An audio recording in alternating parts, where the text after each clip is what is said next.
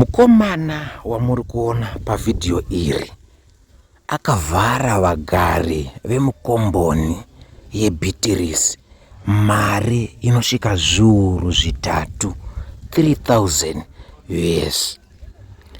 Aitaura iye mashoko ekuti ndinoenda kuHarare ndonokuhodherai zvinhu kana kuti girosari rekuzadza mumashopu. Zviri kunzi izvi akazviita kwevhiki 2 achikokorodza mari yese. Mukomana akati kwakaenda imbwa ndo kwakaenda tsuro, haana kuzombowanikwa. Zvino nhasi wadzoka vhiki rechipiri apo akamomoterwa nenyuchi.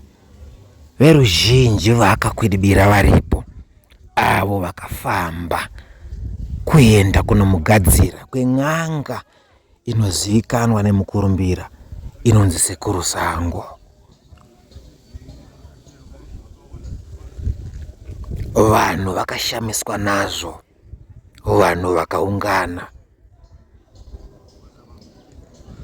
hama dzikarangana kutora matanho ekuti mukomana aende kunoyoroinorwa naSekuru Sango.